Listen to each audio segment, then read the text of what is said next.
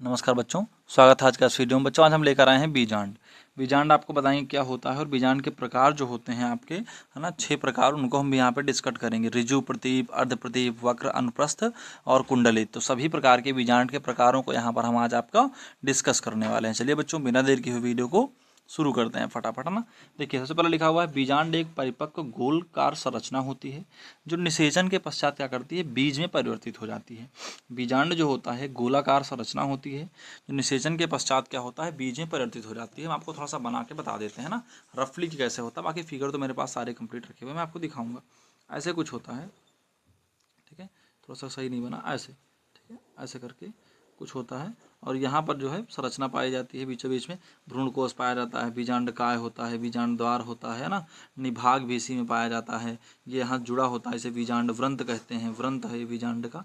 तो ये सब आपको कंप्लीट हम अभी आपको बताने वाले हैं। तो ये हो गया बच्चों बीजांड, ठीक है। बीजांड 2 भागों में विभाजित होता है, अर्थात बीजांड व्रंत व बीजांड काय।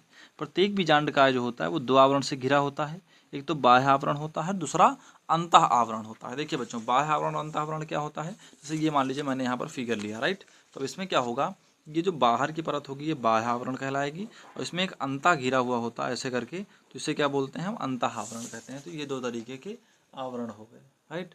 उसके बाद देखिए फिर क्या होता है, जिसमें क्रमशः बाह्य आवरण व अंतः आवरण कहते हैं। उसके बाद बात करें बीजांड के आवरण के मिलने के स्थान पर कुछ सकरा छिद्र रह जाता है। जहाँ पर बीजांड का आवरण मिलता है वहाँ पर क्या होता है, कुछ सकरा जो है वो छिद्र रह जाता है, जिसे क्या बोलते हैं, जिसे बीजांड द्वार कहते हैं। कुछ सकरा छिद्र रह जाता है, जिसे क्या बोलते हैं, बीजांड द्वार कहते हैं। तथा बीजांड काय का वह आधार जहाँ से वह अध्यावरण निकलता है उसे क्या बोलते हैं, निभाग कहते हैं।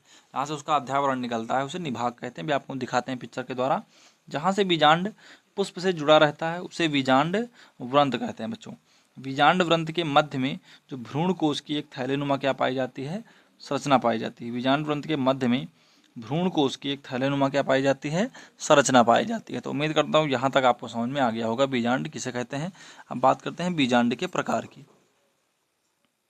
तो देखिए पुष्प के साथ जो बीजांड व्रंत होता है वो कई प्रकार से जुड़े रहने के कारण बीजांड जो हो जाते हैं वो निम्न प्रकार के हो जाते हैं, ठीक है। तो यहाँ पर आपको हम बीजांड के कुल यहाँ पर प्रकार को बताने वाले हैं, ठीक है। बीजांड के कौन कौन से प्रकार होते हैं, देखिए बच्चों, ये देखिए यहाँ पर ऋजु, ठीक, कौन सा, ऋजु। तो ऋजु में क्या होता है कि ऐसे बीजांड द्वार जो होते हैं, बीजांड द्वार, निभाग और बीजांड व्रंत एक ही सीध में होते हैं। यानी बीजांड व्रंत, बीजांड द्वार और निभाग तीनों क्या होते हैं, एक ही सीध में होते हैं, ठीक है। चलिए अगला देखिएगा प्रतीप। तो प्रतीप में क्या होता है, ऐसे बीजांड उल्टे उल्टे होते हैं, अर्थात इनके बीजांड व्रंत व बीजांड द्वार तो समांतर स्थित होते हैं और बीजांड द्वार व निभाग एक सीध में होते हैं। तो आपको ऋजु और प्रतीप का चलिए हम यहाँ पर चित्र दिखा देते हैं। देखिएगा बच्चों, ऋजु और प्रतीप।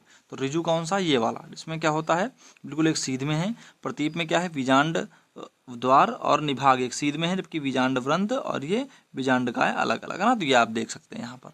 चलिए अब अगला बात करते हैं बच्चों, अगले में बात करते हैं अर्ध प्रतीप में, है ना। देखिएगा अर्ध प्रतीप क्या होता है, तो लिखा गया है देखिए कि ऐसे बीजांड में बीजांड व्रंत व बीजांड द्वार का 90 डिग्री का घुमाव पाया जाता है और बीजांड द्वार व निभाग एक सीध में होते हैं। यानी अर्ध प्रतीप में बीजांड में 90 डिग्री का बीजांड द्वार और बीजांड व्रंत पे घुमाव पाया जाता है। वक्र में क्या होता है कि ऐसे बीजांड का प्रमुख भाग इस प्रकार से मुड़ा हुआ होता है कि बीजांड व निभाग, परंतु बीजांड व निभाग तो एक सीध में होते हैं, परंतु भ्रूण कोष क्या होता है, सीधा होता है। अब आपको हम अर्ध प्रतीप और वक्र दिखा देते हैं। देखिएगा बच्चों, अर्ध प्रतीप और वक्र। तो अर्ध प्रतीप ये हो गया और वक्र में ये हो गया। अर्ध प्रतीप में क्या होता है, देखिए 90 डिग्री घुमाव पाया जाएगा और वक्र में बिल्कुल गोल ऐसे घूमा हुआ है ना। तो ये उम्मीद करता हूँ समझ में आपको आ गया होगा। चलिए आगे देखते हैं,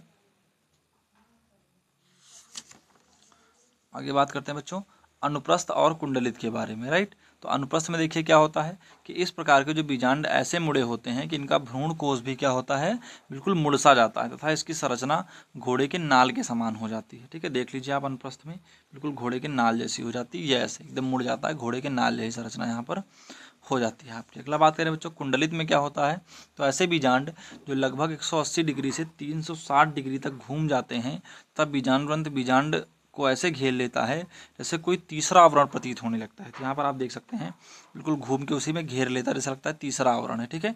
तो ये क्या होता है, ये कहलाता है बच्चों आपका कुंडलित, ठीक है, तो उम्मीद करता हूँ कि 6 के 6 बीजांड के प्रकार आपको समझ में आ गए होंगे बच्चों। तो आज के इस वीडियो में इतना ही, मिलते हैं अगले वीडियो में, तक के लिए जय हिंद और वंदे मातरम।